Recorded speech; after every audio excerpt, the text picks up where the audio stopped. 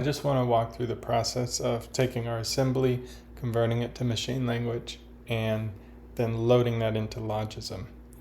I wrote a simple 7-line program that basically takes the keyboard input, writes it to the output display. So it simulates typing. So walking through what it does real quickly, the first thing we do is we set the register, the A register, to 0. Then we compare RG, which is our dedicated input register for keyboard input. We compare that to RA, and we write the comparison value back to RA. The comparison operation will return a value of 1 for less than, 2 for equals, and 4 for greater than. So if there is no value on RG, then RA at this point will become 2. Our CJump command jumps to a label or a constant when the register has a value of 2. So in this case, if there is no input, we jump back to start.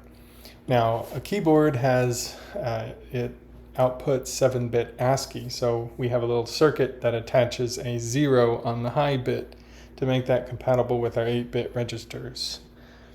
The next thing we do, assuming that a key was entered, is we set RA now to 128, which is our clear bit.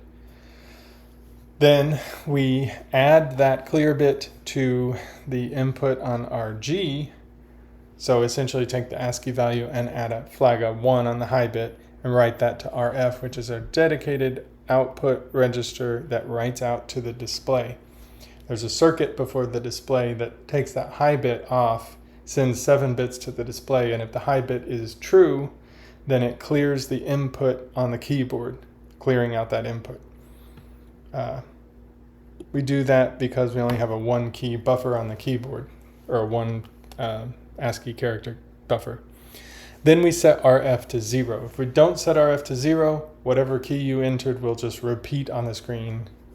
And then finally, because we have no way of the assembly language besides doing this, of telling the output display that it's done outputting that at each clock, so we do that. So then finally we jump back to the start label. The jump command just accepts a constant, same as CJump, and then our assembler in Excel, which I'm about to show you, looks up the labels and assigns them numeric values.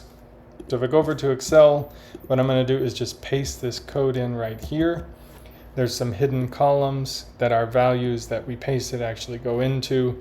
These are all formulas that strip that line apart into its various portions right here. And then finally, it has the machine language. So this is the machine equivalent of our operation. Our A value, you can see that the constants are all 8-bit and the registers are 4-bit. And then B, when it's supplied, is 4-bit, and then C is 4-bit. The result is a 16-bit machine language command and arguments. And then this formula right here takes that 16-bit command and converts it into a 4-character hexadecimal value that we can then load into Logism's ROM module. I'm going to go back over to BBEdit, go over to this file. I created a ROM module and then entered in some hexadecimal values and saved it to file to see what the format looked like, and it happened to look like this, which is simple enough for us to copy from Excel.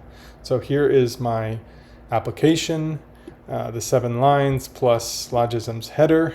I'm going to save this, and then I'm going to go over to Logism, click on my ROM module, click Open here, scroll down, and load that ROM into memory.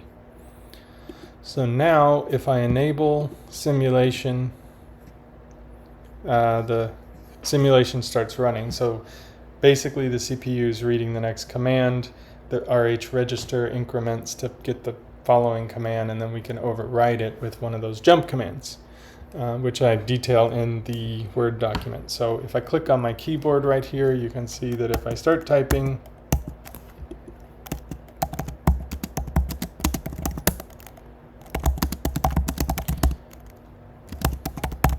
It just works. So that's how I get the assembly translated to machine, loaded into ROM, so that I can see my programs actually working.